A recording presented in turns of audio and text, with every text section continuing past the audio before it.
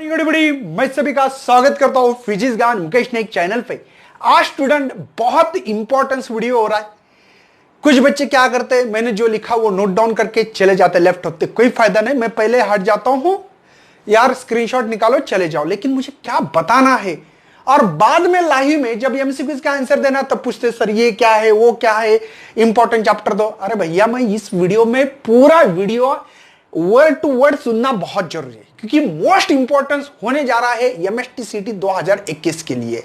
क्या आप लोग सभी तैयार हो? और सबसे पहले बच्चों, अगर इस वीडियो पे नए हो तो इस चैनल को सब्सक्राइब करें यार। सब्सक्राइब ही नहीं करते, वीडियो तो देखते लेकिन सब्सक्रिप्शन कहाँ, मतलब पैसे देना नहीं, फ्री में है। उसको तो बेल आइकॉन दबा के, रेड बटन दबा के तो सब्सक्राइब तो करो, और लाइक करना और अपने दोस्तों को भी शेयर करना, क्योंकि मोस्ट इंपॉर्टेंट वीडियो इसलिए बता रहा हूं बच्चों। मैंने चैप्टर के नाम लिखे, कुछ मार्क्स दिए, तो आप लोग नोट डाउन करोगे तो कुछ ही समझ में नहीं आएगा। वैसे तो मैं पहले बाजू हटता हूं, आप लोग ले सकते स्क्रीन नोट, लेकिन फायदा क्या है, मुझे कुछ चीजें बतानी, ये चैप्टर क्या है, ये चैप्टर क्या है, ये किस लिए लिखे हैं, कौन से चैप्टर में से कौन सा कंटेंट करना है, ये इंपॉर्टेंस है। तो पहले बात करता हूं बेटा, देखो मोस्ट इंपॉर्टेंट चैप्टर से, इसमें से करोगे तो करीब करीब आपको 30-35 मार्क आने के चांस है। 35, ठीक है, 35 मार्क आने के चांस। मतलब बच्चे बोलते कि सर मेरी पढ़ाई नहीं हुई, तो कुछ तो करना चाहिए। तो देखो रोटेशनल डायनेमिक्स में से आप लोगों को कितने सवाल आ सकते हैं? 3 या 4 सवाल आने के चांसेस है, ठीक है। इसमें किसके ऊपर सवाल आते हैं? एंगल ऑफ बैंकिंग के ऊपर सवाल आते हैं, इसकी वेलोसिटी निकालते, याद होगा आपको, थीटा निकालते हैं, angle of banking, vertical circle की वेलोसिटी, टेंशन याद आ रहा है कुछ, ये सवाल ज्यादा आते हैं। हाँ, इसके अलावा भी आते हैं, लेकिन उसके लिए नॉलेज होना चाहिए ज्यादा करके। इसके ऊपर सवाल आने के वर्टिकल मोशन, ठीक है, बात समझ में आ रही है? Angle of banking, centripetal force और कोनिकल पेंडुलम, इसका सवाल एक पक्का आएगा। 2 सवाल आएंगे इसमें से, मैं जो बोल रहा हूं। बाकी तो भैया दूसरी बात, सवाल तो आता है इसी के ऊपर, लेकिन समझ में भी आता है क्या, ये बहुत इंपॉर्टेंट है। अंडरस्टैंडिंग, फिजिक्स में यही प्रॉब्लम है, बच्चों को सवाल ही समझता नहीं है। बाद में देखते ये फार्मूला, मुझे सेंट्रीपिटल फोर्स का तो आता है sir, mv²/r, mr omega square, formula याद है, v √RG ब्रैकेट में mu plus tan theta 1 - mu tan theta, ये तो आता है सर मुझे एंगल ऑफ बैंकिंग की वेलोसिटी निकालनी। लेकिन प्रॉब्लम ही समझ में नहीं आया ना, करेगा क्या बच्चा। तो इसलिए बच्चों एमसीक्यूज की प्रैक्टिस बहुत इंपॉर्टेंट है, वन शॉट वीडियोस बहुत इंपॉर्टेंट है। तो इसके ऊपर सवाल आने के चांस है। पूरा वीडियो ध्यान से देखना बच्चों, ध्यान से, बिल्कुल नजर नहीं हटनी चाहिए। केटीजी आपको 3 क्वेश्चंस आने वाले। सर केटीजी में बता दो क्या हो सकता है। केटीजी में आप लोगों को black body, Stefan's law, wind displacement law, बात समझ में आ रही है? प्रेशर, अब प्रेशर में डेंसिटी, वॉल्यूम कुछ भी निकालने के लिए बोल सकते, 1/3 रो सी स्क्वायर, फार्मूला याद है आपको। बात में डायटोमिक, मोनोटोमिक, पॉलीएटोमिक गैस नाम सुना है हम लोगों को, इसका यूज करना आना चाहिए। स्पेसिफिक हीट कैपेसिटी पता है आपको, इसके ऊपर सवाल आते हैं। Coefficients of observation, reflection and transmission, ये करना है बच्चों। इसमें से मैं जो बोल रहा हूं इसके 2 सवाल तो पक्के आएंगे, पक्के आएंगे, ठीक है, ये मेरा अनुभव बोलता है, ठीक है। उसके बाद में बच्चों आप लोगों को देखो क्या करना है, थर्मोडायनामिक्स। थर्मोडायनामिक्स में आप लोगों को प्रोसेस के लिए adiabatic process, isobaric, cyclic process याद है, फ्री एक्सपेंशन याद है, रिवर्सिबल, इरिवर्सिबल पता है बच्चों। ये जो प्रोसेस के ऊपर एक सवाल चिपकने वाला है। वर्क निकालने के लिए बोल सकते हैं, बात समझ में आ रही है? Pressure, work, change in volume क्या चीज है, मतलब थर्मोडायनामिक्स का फर्स्ट लॉ बता रहा हूं मैं। मतलब क्या, थर्मोडायनामिक का फर्स्ट लॉ, ये लॉ होता है हमारा, जो हीट देने से चेंज इन इंटरनल एनर्जी और चेंज इन वर्क, ये जो चीज है ये याद होना चाहिए। फिर वर्क कैसे होता है, चेंज इन इंटरनल एनर्जी कैसे चेंज होती है, हीट, ये पता होना चाहिए। इसके ऊपर मिनिमम टू मिनिमम मैंने 2 सवाल बताए, प्रोसेस के ऊपर है ना, और ये लॉ के ऊपर। फिर जीरोथ लॉ तो बहुत सिंपल है, उसमें तो सवाल नहीं, ठीक है ना। ये आपको प्रोसेस कौन सी हो रही है, नहीं हो रही है, वर्क किस में कम होगा, किस में ज्यादा होगा, हीट प्लस होगी माइनस होगी, पता होना चाहिए यार बस। वॉल्यूम बढ़ गया तो वर्क पॉजिटिव, वॉल्यूम कम हुआ तो वर्क निगेटिव, ये चीजें पता करवा दो। शायद बच्चों आप लोगों को इसके 2 मार्क तो मैं जो बता रहा हूं, देखो इसमें से ये तो चैप्टर पक्के करो मेरे ख्याल से, लेकिन इसके ऊपर ज्यादा फोकस करे, इसके ऊपर एमसीक्यू ज्यादा सवाल करे, ठीक है। ऑक्सीलेशन, इसमें 3 या 4 सवाल आने के चांसेस है। किस पे आएगा, differential equation of SHM. Differential equation of SHM, इससे आपको डिस्प्लेसमेंट, वेलोसिटी, एक्सेलरेशन उसी के अंदर है। बात समझ में आ रही है? ये पता होना है। बाद में सर दूसरा और कौन सा सवाल आ सकता है? सिंपल पेंडुलम के ऊपर ध्यान देना चाहिए, परसेंटेज के ऊपर आता है उसके ऊपर, ठीक है। Total energy, kinetic energy plus potential energy 1/2 kx ka square, याद है ना के क्या है, तो पीरियड भी आता है उसमें। बच्चों ये इसके डिपेंड है फार्मूले, ये बच्चों को समझ में नहीं आता कि पीरियड पूछा है, डिफरेंशियल इक्वेशन दिया वाला है d²x/dt² plus ω² x is equal to 0। इस ω² की जगह पे 4 दिया तो ω इज इक्वल टू 2 होता है, तो पीरियड का फार्मूला पूछते तो बच्चे बोलते सर डिफरेंशियल इक्वेशन आपने बताया था, तो ये आया ही नहीं। अरे आया है बेटा, ध्यान दो, ओमेगा की वैल्यू 2 है, 2 से 2 मर गया तो ये हो गया 3.14 सेकंड। बच्चे बोलते सर आपने तो बोला था डिफरेंशियल इक्वेशन के ऊपर क्वेश्चन आएगा, यहां पे तो पीरियड बोला है। समझने वाली बात है, इसी से एक्सेलरेशन होता है ना, ω² x, इसी से velocity v is equal to omega root of a² minus a, इसी से x is equal to a sin ω t plus alpha होता है।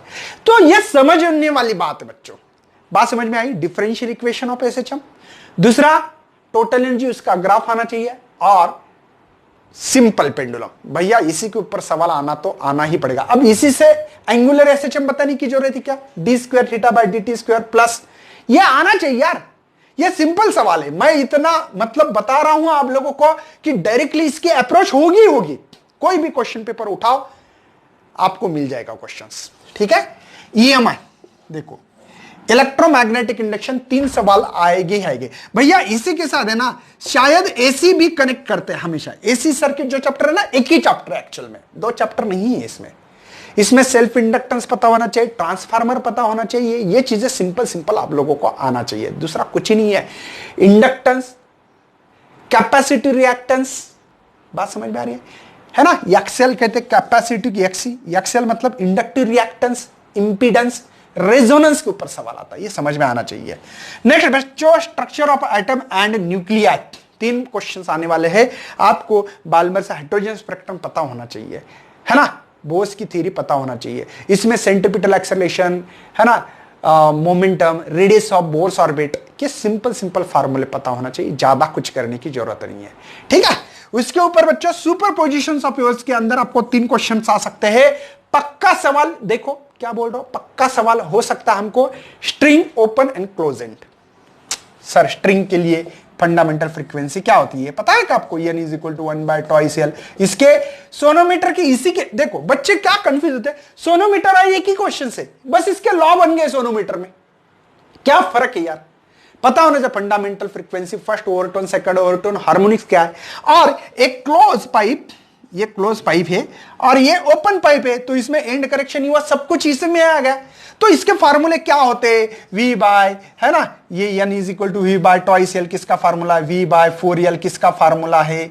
ये सिंपल चीजें पता होना चाहिए, नहीं तो मरवा जाओगे बच्चों, ये करना ही पड़ेगा आपको, बात समझ में आ रही है। और इसका जो स्टैंडिंग इक्वेशन का जो इक्वेशन है y is equal to a sine, है ना, ऐसे इक्वेशन है kx माइनस ω t, तो ये इक्वेशन, इसी इक्वेशन से वेराइटी बन गई इस इक्वेशन की, तो ये पता होना चाहिए। तो बच्चों करीब मैं इसके मैक्सिमम 4 मार्क पकड़ रहा हूं, ठीक है। तो ये देखो 3 3 6 और 9 हो गए, और ये 15, ठीक है ना, 15 और 8, बात समझ में आ रही है क्या?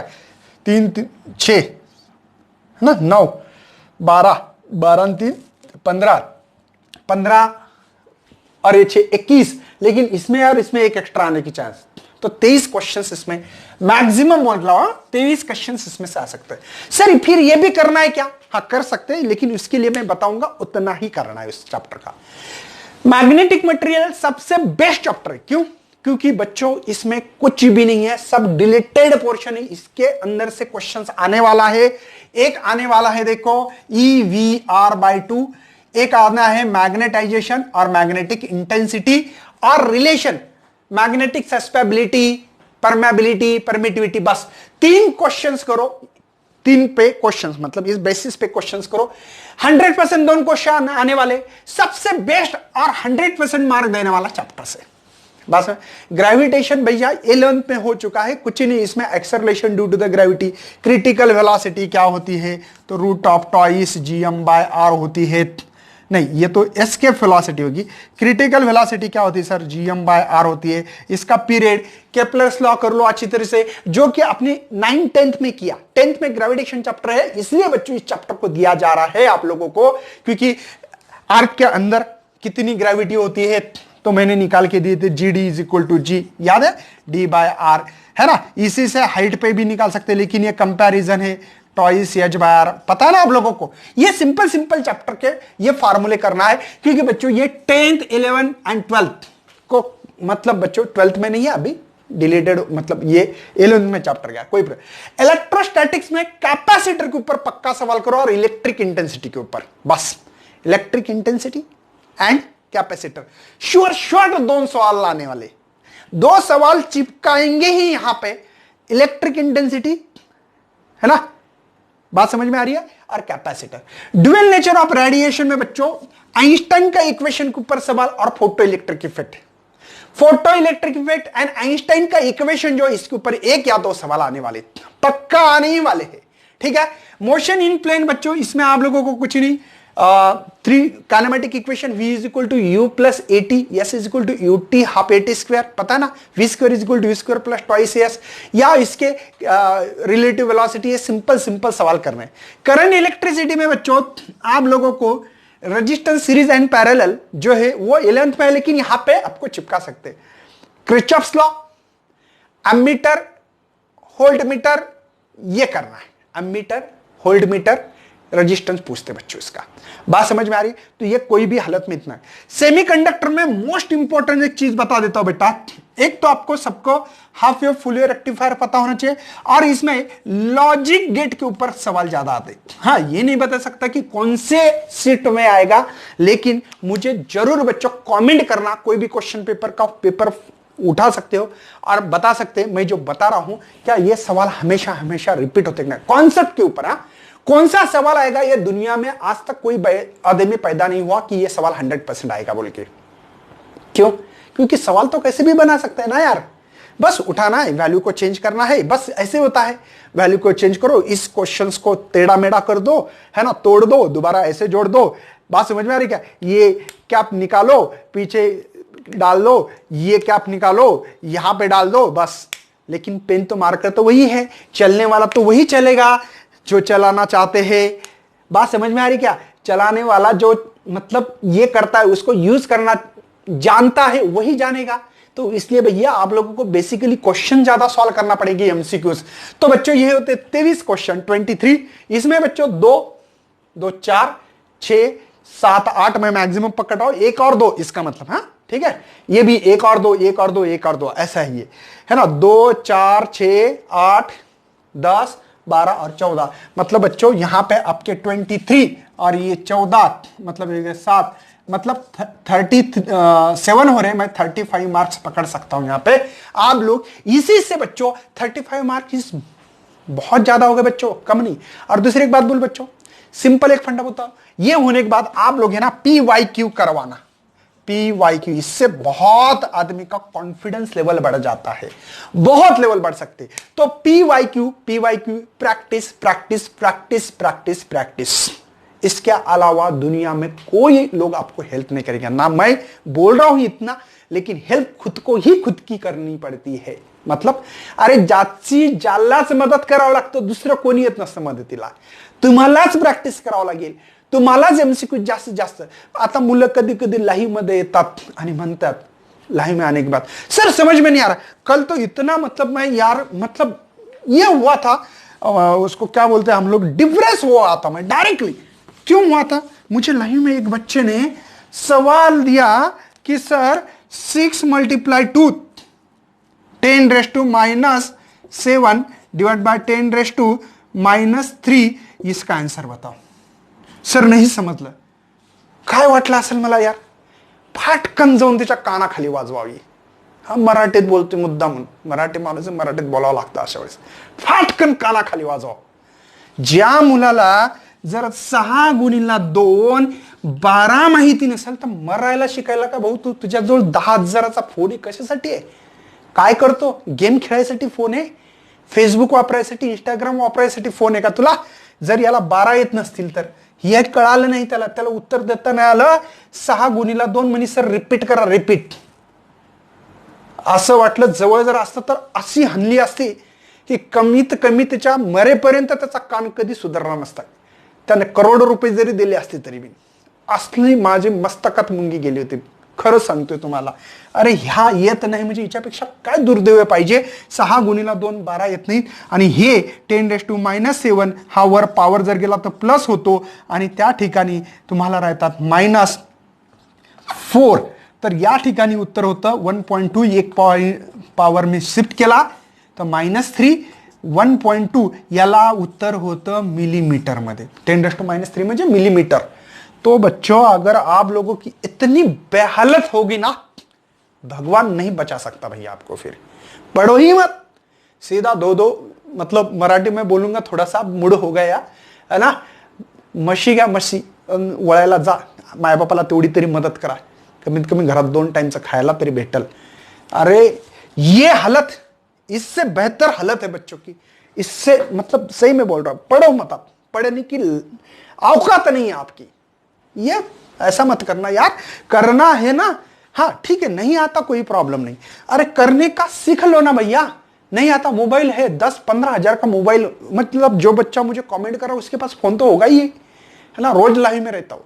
तो ये मत करना भैया, सीख लो, पढ़ लो, छोटी छोटी चीजें कॉन्सेप्ट क्लियर करो. इसके लिए वन शॉट बना के रखे मैंने और डिटेल वीडियोस भी है. तो चलो बच्चों, मैं ज्यादा टाइम नहीं लूंगा. आपका टारगेट मिनिमम टू मिनिमम इतना होना चाहिए. जो बच्चा 35 फिजिक्स में लेगा ना, फिजिक्स में 35 बहुत बड़ा नंबर होता है. ठीक है, मैं डरा रहा नहीं है बच्चों. तो अभी भी 50 आउट ऑफ 50 नंबर ले सकते. जिन्होंने बोर्ड की थोड़ी फार तैयारी की हो, जिन्होंने कुछ नहीं किया, तो ये तो करो यार. कुछ नहीं किया, इतना तो करना चाहिए. ठीक है, तो मैं इतना यकीन के साथ बोल सकता हूं, वो बंदा केमिस्ट्री में मिनिमम 45 ले सकता है.